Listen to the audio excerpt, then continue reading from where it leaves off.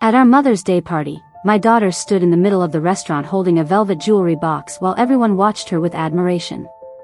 The private dining room at the Grand Magnolia was glowing with soft candlelight, fresh peonies, and gold ribbons wrapped around crystal centerpieces.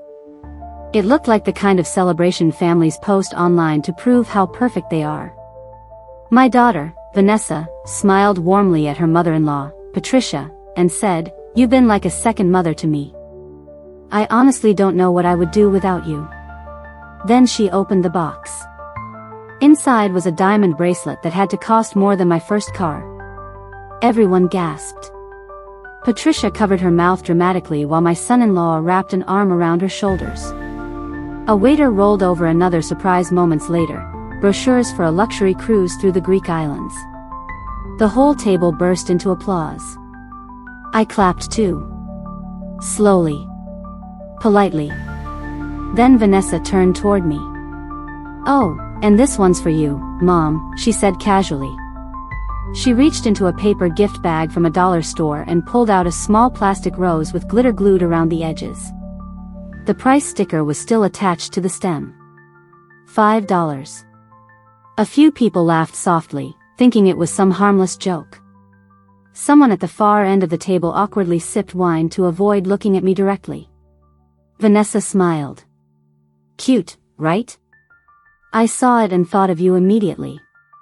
I held the rose carefully in my hand. The plastic petals were bent near the bottom. One of them was already falling off. For a second, the room became strangely quiet to me. I could still hear forks touching plates. Glasses clinking. Soft jazz playing above us. But emotionally, it felt like I was sitting alone in a freezing room. I just smiled. "Thank you, sweetheart," I said softly. Vanessa looked relieved when I didn't react. That was the moment I realized this wasn't thoughtlessness. It was intentional. And somehow, that hurt far more. "I'm glad you're here. Follow my story until the end, and tell me where you're watching from. Sometimes the deepest humiliation doesn't come from strangers. Sometimes it comes from the child you once carried in your arms." That night, while everyone toasted to family, I quietly placed the plastic rose back into the bag. And for the first time in my life, I began wondering whether my daughter had been ashamed of me for years. On the drive home, I placed the plastic rose carefully on the passenger seat beside me. I don't know why I treated it gently. Maybe because mothers spend their whole lives protecting things that hurt them. The streets outside were quiet. Mother's Day banners still hung from lamp posts downtown, fluttering in the warm May wind. Families walked out of restaurants carrying leftover cake boxes and flower bouquets. Everywhere I looked, people seemed connected to someone. I drove home alone. When I pulled into my driveway, the porch light automatically turned on like it always did. That small yellow glow used to comfort me after long shifts at the hospital years ago. Back then, Vanessa would run to the door the second she heard my car. "Mom's home." I could still hear her little voice sometimes. Inside the house, everything was still exactly the way I left it that morning. The lemon pie I had baked for the party sat untouched in my refrigerator because Vanessa said the restaurant already had dessert covered. I had spent nearly 3 hours making it from scratch anyway. Old habits are hard to break. I set the plastic rose on the kitchen counter and stared at it for a long moment. $5. That wasn't what hurt me most. What hurt was how naturally she had done it. No hesitation. No guilt. No nervousness afterward. Almost like she genuinely believed I deserved less. I slowly changed into my pajamas and washed the makeup off my face. As I stood in front of the bathroom mirror, I noticed how tired I looked lately. Not old. Just emotionally worn down. Then memories started returning one after another. Last Christmas, Vanessa spent the holidays with Patricia's family in Aspen. She told me the flights were too expensive for everyone else. 2 weeks later, I saw photos online of matching designer pajamas and champagne dinners at a ski resort. The year before that, she forgot my birthday entirely. At least officially. Around midnight, she sent a quick text, "Sorry mom, crazy busy today, lol." That same evening, she had posted pictures from a winery tour with Patricia. I remember staring at my phone in silence while the birthday candles melted beside me. At the time, I told myself not to overthink it. Tonight, for the first time, all those little moments suddenly connected together like puzzle pieces. The plastic rose wasn't the beginning. It was simply the first time she stopped trying to hide how she truly felt about me. The next morning, I woke up earlier than usual. The house was silent except for the ticking clock above the stove and the hum of my coffee maker. For years, I used to love quiet mornings. They felt peaceful. Lately, they just felt empty. I carried my coffee to the back patio and sat down with a blanket around my shoulders. The air smelled faintly like fresh grass after overnight rain. Across the fence, my neighbor was helping his little granddaughter plant flowers in their garden. I looked away. At around 9 o'clock, my phone buzzed. A Facebook notification. Vanessa had uploaded photos from the Mother's Day dinner. I shouldn't have opened them. But I did. In every picture, Patricia stood beside her smiling proudly, wrapped in compliments from friends and relatives. Best mother-in-law ever. Family goals. Patricia raised such an amazing son. I kept scrolling quietly. Then I saw the picture. The one with me holding the plastic rose. Vanessa had added laughing emojis in the caption. My mom's gift was harder to shop for. Face with tears of joy. Over 200 people reacted to it. Some even commented, "At least she got something lol." I stared at the screen for a long time before setting the phone face down on the table. That was the first moment I truly felt embarrassed. Not angry. Embarrassed. There's a particular kind of pain that comes when your own child turns your humiliation into entertainment. And somehow, strangers online joined in without realizing they were laughing at a woman who once worked double shifts to keep that child fed. I remembered one winter when Vanessa was 8 years old. Our heater had broken during a snowstorm in Ohio, and I spent 3 nights sleeping beside her under piles of blankets because I was afraid she'd get sick from the cold. I still went to work every morning afterward. Back then, being her mother felt like the most important job in the world. Now I wasn't even worthy of basic respect at her dinner table. Around noon, my sister Carol called me. I saw the pictures, she said carefully. I stayed quiet. Then she sighed softly. Linda, that wasn't funny. And you know it. For a moment, neither of us spoke. Finally, I asked the question I had been avoiding since yesterday. Do you think she's ashamed of me? Carol didn't answer right away. And honestly, that silence hurt more than anything she could have said. That afternoon, I walked into my kitchen and noticed the plastic rose still sitting exactly where I left it. Bent petals. Cheap glitter. $5 sticker still attached. I suddenly realized something uncomfortable. Vanessa hadn't forgotten my value. She had calculated it. A few days later, Vanessa called me for the first time since the dinner. Not to apologize. Not to ask if I was hurt. She needed a favor. Mom, are you free Friday night? She asked casually. Patricia and I are going to a charity event downtown, and our babysitter canceled. I stood in my kitchen holding the phone against my ear while rinsing coffee grounds down the sink. For years, I would have said yes before she even finished asking. I babysat during vacations. Date nights. Business trips. Emergencies. Sometimes I drove 40 minutes across town just to pick up the kids from soccer practice because Vanessa was overwhelmed. And I did it gladly. Because that's what mothers do. But something inside me felt different now. I dried my hands slowly with a dish towel. I can't this Friday, I said quietly. There was silence on the line. Then a small laugh. Oh, okay. Since when are you busy on Fridays? The question sounded harmless, but I recognized the tone underneath it. Surprise. Irritation. almost disbelief that I might have a life separate from serving hers. "I have plans," I answered. Another pause. "Well, Patricia already has a hair appointment, so I guess we'll figure something out." Of course she did. I noticed Vanessa never expected Patricia to cancel anything for her children. Only me. After we hung up, I stood there for a long moment staring out the kitchen window. My reflection in the glass looked tired, but calmer somehow. That afternoon, I opened an old storage box in my bedroom closet while looking for tax papers. Inside were years of memories. Construction paper Mother's Day cards. Little stick figure drawings. A macaroni necklace Vanessa made in 2nd grade. One card caught my attention immediately. The paper was faded near the folds, but I still recognized her messy handwriting. "My mommy is my best friend forever."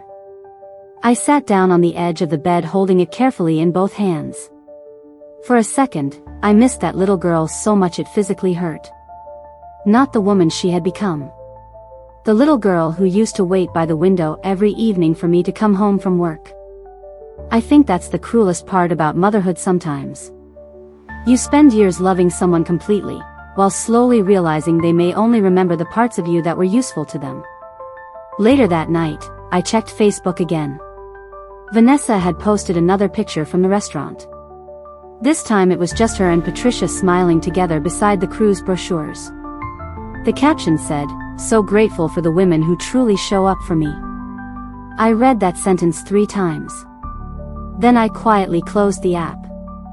Because suddenly, something became painfully clear to me. My daughter wasn't accidentally pushing me aside anymore. She was replacing me on purpose. The following Sunday, my grandson Ethan had a little league game across town. I almost didn't go. Lately, I had started feeling like a guest in my own family. Like someone tolerated out of obligation instead of love. But Ethan was 10 years old, and none of this was his fault. So I packed orange slices into a container, grabbed a folding chair from the garage, and drove 45 minutes to the baseball field. The sun was bright that afternoon. Parents sat in rows along the bleachers wearing team shirts and sunglasses while kids chased each other through the grass behind the field. I spotted Vanessa immediately. She was sitting beside Patricia under a large umbrella, laughing while sharing iced coffees. There was an empty chair next to them. For a second, I thought maybe it was for me. But when I walked over, Vanessa glanced up briefly and said, "Oh, Mom. I didn't know you were coming." Not, "I'm glad you're here." Not, "Come sit with us." Just surprise. Patricia smiled politely without standing up. I quietly unfolded my chair several feet away near the fence line. Alone. About 20 minutes into the game, Ethan hit a single and reached first base. I stood up clapping instinctively. "That's my boy." He turned toward the crowd looking excited. Then his eyes moved past me. Straight to Patricia. She jumped up waving both arms dramatically. "That's my grandson." And Ethan smiled back at her. I slowly sat down again. It wasn't jealousy. Not exactly. It was the strange feeling of watching someone else slowly step into a role you once believed could never be replaced. After the game, families gathered near the snack stand while children celebrated with snow cones and hot dogs. I walked over to hand Ethan the orange slices I brought. Before I reached him, I overheard Vanessa talking to another mother nearby. "Patricia's honestly been more present than my own mom these last few years," she said casually. The woman gave me an uncomfortable glance when she noticed I was standing there. Vanessa turned around quickly. For 1 second, embarrassment flashed across her face. Not because she hurt me. Because I heard it. I handed Ethan the container with a smile. "Great game, sweetheart." Then I turned and walked back toward my car before anyone could stop me. Inside the parking lot, I sat behind the steering wheel without starting the engine. My hands rested quietly in my lap. And for the first time, I allowed myself to admit something I had been avoiding for months. Vanessa didn't just appreciate Patricia more. She was rewriting the story of who her real mother had been. For the next 2 weeks, I stopped volunteering for things no one appreciated. I didn't announce it. I didn't make dramatic speeches. I simply became quieter. When Vanessa texted asking if I could pick Ethan up from school on Tuesday, I replied, "I'm sorry, sweetheart. I can't today." 3 minutes later, another message appeared. Seriously? I stared at the word for a moment before locking my phone. That single response told me more than she probably realized. Not, "Are you okay?" Not, "Do you need help?" Just frustration that her usual backup plans suddenly had boundaries. A few days later, she called while I was grocery shopping. "Mom, can you come over Saturday morning? We need help organizing the garage before summer." Funny how "we" usually meant me lifting boxes while everyone else disappeared after 20 minutes.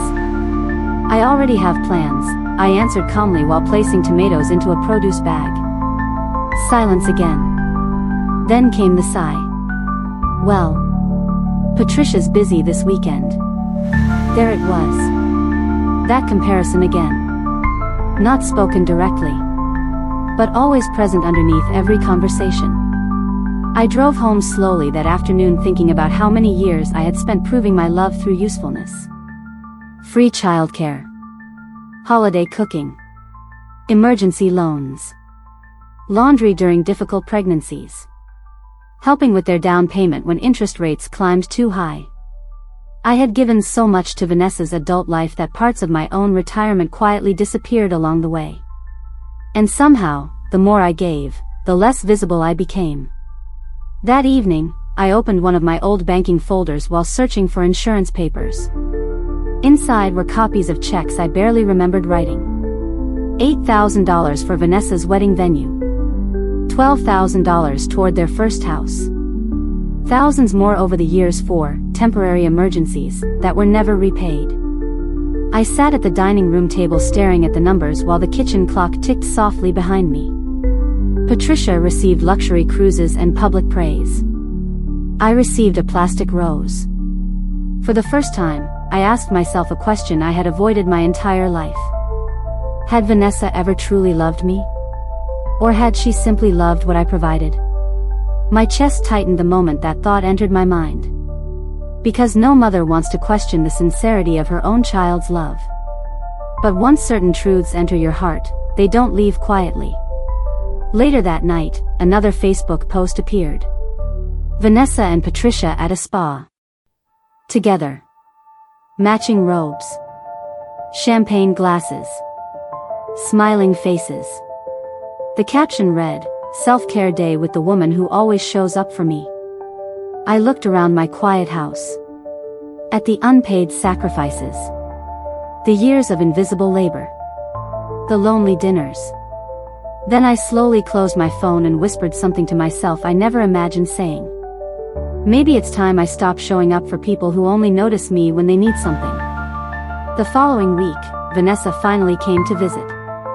Not alone. Patricia came with her. I watched their SUV pull into my driveway from behind the living room curtains while a pot of soup simmered quietly on the stove. For some reason, seeing the two of them arrive together made my chest feel heavy. Like I was about to attend a meeting about my own replacement. Vanessa walked in carrying iced coffees. Patricia carried flowers. Real ones this time. White roses. I almost laughed at the irony. "Mom," Vanessa said brightly, kissing the air beside my cheek. We were in the neighborhood and thought we'd stop by. That was new too.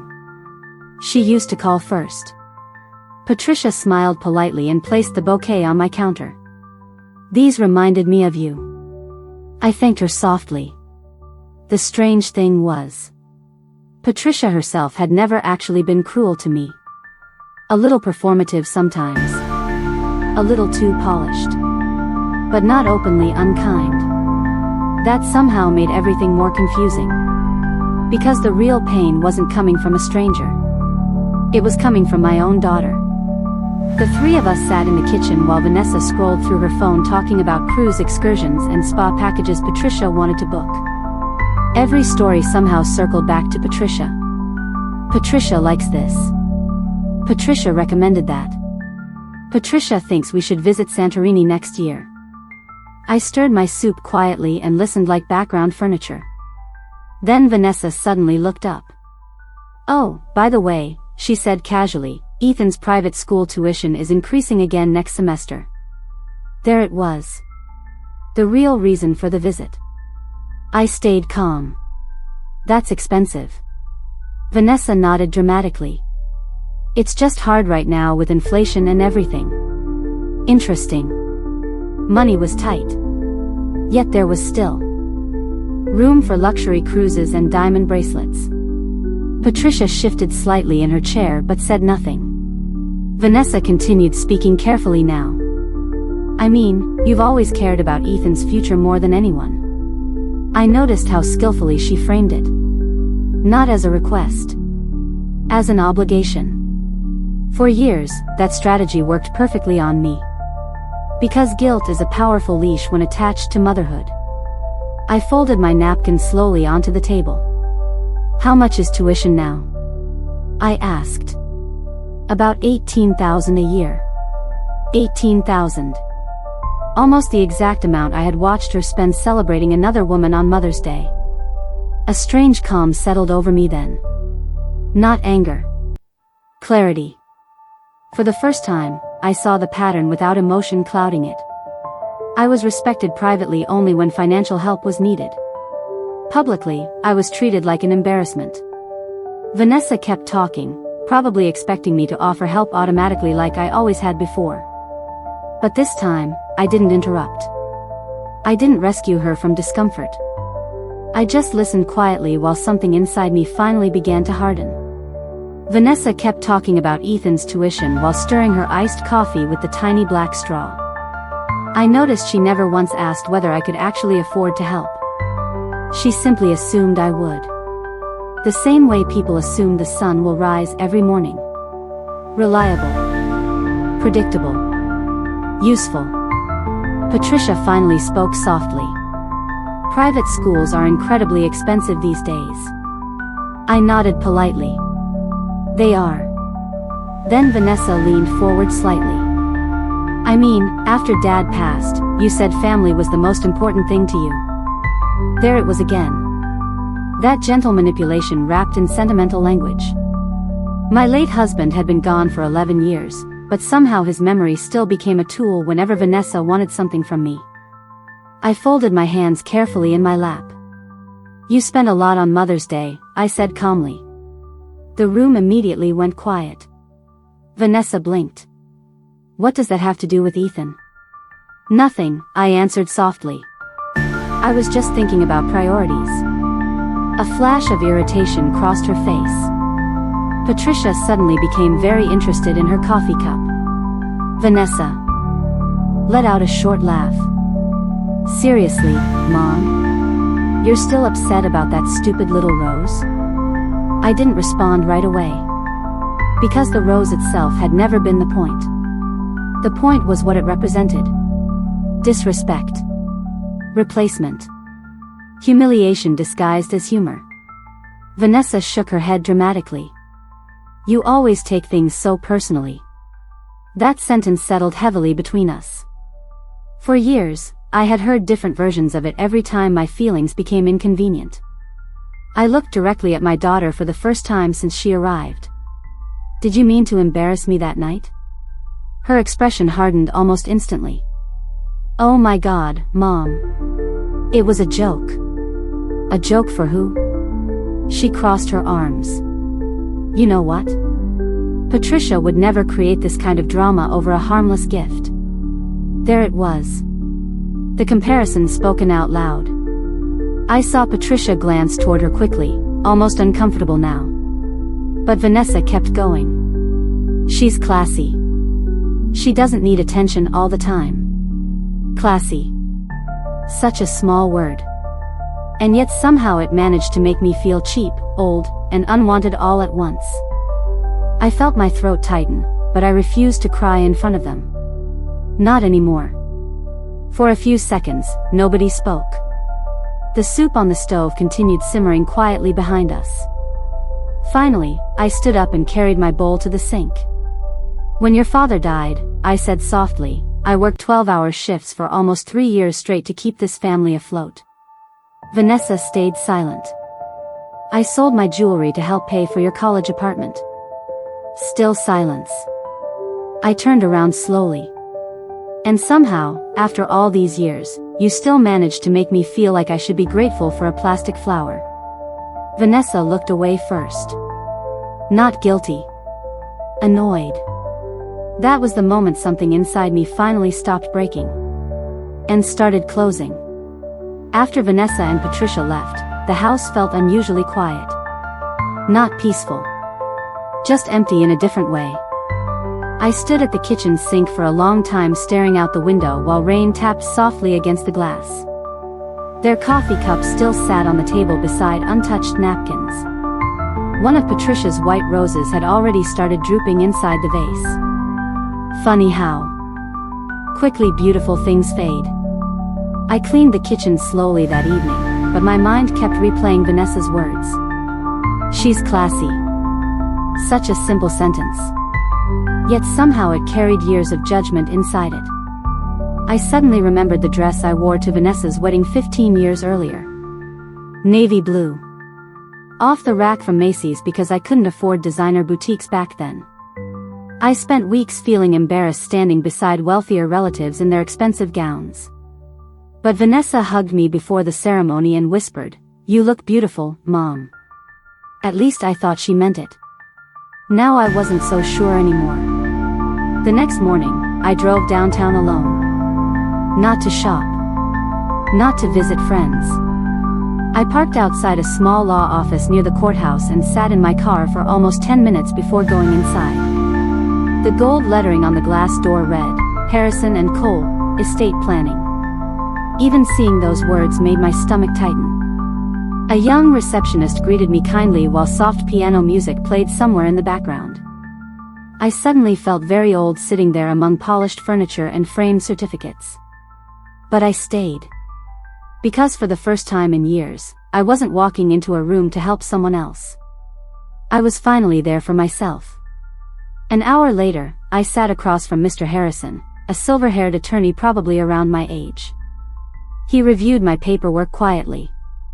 "So your daughter is currently the primary beneficiary?" I nodded. For decades, I never questioned it. Everything I owned was supposed to become Vanessa's someday. The house. Savings. Insurance money. Family jewelry. Even the little lake cabin my husband built before he passed away. That had always seemed natural to me. Until now. Mr. Harrison adjusted his glasses carefully. "And what changes would you like to make?" The question lingered heavily in the room. Outside the office window, people hurried through downtown carrying umbrellas against the rain. Normal lives. Ordinary mornings. Meanwhile, I sat there realizing something painful. Love given without respect eventually turns into permission for mistreatment. I folded my hands together to stop them from trembling. Then I finally said the words out loud. "I want to reconsider everything." Mr. Harrison nodded calmly, like he had heard stories like mine many times before. Maybe he had. Because children forgetting the sacrifices of their parents probably wasn't rare anymore. Still, saying those words felt strangely final. Like closing a door I had spent my entire life holding open. Over the next month, I changed more than just paperwork. I changed my routines. My habits. My availability. And slowly, Vanessa began noticing. When she called, I no longer answered immediately. When she texted, I replied hours later instead of within minutes like I used to. For years, I had trained everyone around me to believe I would always be there no matter how I was treated. Now that certainty was disappearing. And people become uncomfortable very quickly when access to someone starts fading. One Thursday evening, Vanessa showed up at my house unexpectedly again. This time without Patricia. She looked stressed the moment I opened the door. "Mom, can I come in?" I stepped aside quietly. She walked into the kitchen and immediately started talking before even sitting down. "Things have just been crazy lately," she sighed. "Ethan's tuition, summer camp, the mortgage, honestly I don't know how people survive right now." I poured tea into 2 mugs without interrupting her. Then she finally reached the real reason for the visit. "We were wondering if maybe you could help us temporarily. Just until things settle down." Temporarily. That word almost made me smile. Temporary help had already lasted nearly 15 years. I placed her tea gently on the table. "How much do you need?" Vanessa hesitated. "Maybe 20,000. 20,000. The exact amount she had spent celebrating Patricia on Mother's Day. Interesting coincidence. I looked down into my tea for a moment before answering. "I can't do that." The silence afterward felt immediate and heavy. Vanessa blinked. "What do you mean?" "I mean I'm no longer comfortable giving large amounts of money." Her expression changed so quickly it almost startled me. Confusion first. Then irritation. Finally disbelief. "But, you helped before." "Yes," I said softly. "I did." She leaned back in her chair. "So that's it? You're punishing your grandson because your feelings got hurt over some stupid joke." There it was again. My humiliation reduced to oversensitivity. My pain translated into inconvenience. I stayed calm. "This has nothing to do with Ethan." "Then what is this about?" I looked directly at her. "For years, Vanessa, I have supported you emotionally, physically, and financially. But somewhere along the way, you stopped treating me like someone you loved." Her jaw tightened immediately. Oh my God. Here we go again. I noticed something then. She still wasn't asking whether she had hurt me. She was only frustrated the consequences had finally arrived. I stood and carried my mug to the sink. "You should probably ask Patricia for help," I said quietly. The room went completely silent. Vanessa stared at me as if I had slapped her. And for the first time in my life, I realized something important. Boundaries feel cruel only to people who benefited from you having none. For 3 days after that conversation, Vanessa didn't contact me at all. No calls. No texts. Nothing. The silence would have devastated me before. Now it simply confirmed what I already knew. When I stopped being useful, my presence suddenly became optional. On Sunday afternoon, I attended Ethan's school fundraiser at the community center. I almost stayed home, but I refused to disappear from my grandson's life just because his mother no longer valued me. The gymnasium smelled like popcorn, coffee, and cheap pizza. Parents moved between folding tables bidding on silent auction baskets while children ran through the hallways laughing. I spotted Vanessa near the center stage immediately. And beside her, of course, stood Patricia. Perfect hair. Elegant cream-colored blazer. The kind of effortless sophistication Vanessa admired so openly these days. I kept my distance quietly. Near the back wall sat a small table displaying handmade crafts from the elementary students. Clay ornaments. Painted mugs. Homemade cards. That's when I saw it. A fake plastic rose inside a tiny flower pot painted blue. My chest tightened instantly. The same cheap glitter. The same bent petals. Almost identical to the one Vanessa gave me on Mother's Day. I stared at it for several seconds before picking it up carefully. Price tag underneath, $4.99. I almost smiled. A volunteer walked over. Those were made by the second graders for the Family Appreciation Project. Family appreciation. Interesting phrase. I purchased the little flower pot without saying much and carried it quietly through the crowded gym. A few minutes later, Ethan's class gathered on stage for a short presentation. Parents clapped proudly while cameras flashed across the room. Vanessa sat front row beside Patricia. I remained near the back. After the presentation ended, families crowded together congratulating their children. That's when Vanessa finally approached me. Still irritated. Still cold around the eyes. "Mom, are you seriously avoiding me now?" I looked at her calmly. "No, sweetheart. I'm just giving you the same energy you've been giving me." She rolled her eyes slightly. "Can we not do this here?" I handed her the small flower pot. She frowned. "What's this?" "A gift," I answered softly. Vanessa looked down at the plastic rose. For the first time in weeks, her expression shifted completely. Recognition. Then embarrassment. Then something dangerously close to shame. Especially when she noticed the $4.99 sticker still attached underneath.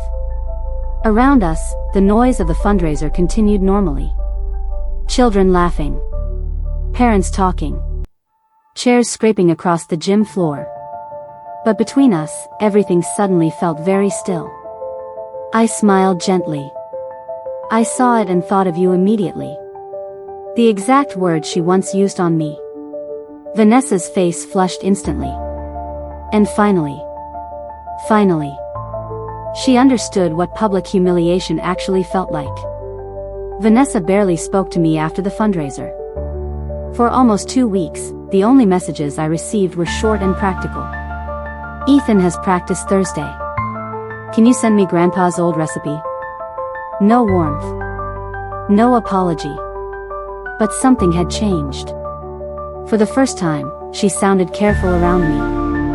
Like she finally understood I was no longer willing to quietly absorb humiliation just to keep the peace. Then one morning, I received an email from the travel agency confirming my reservation for an Alaskan cruise departing in July.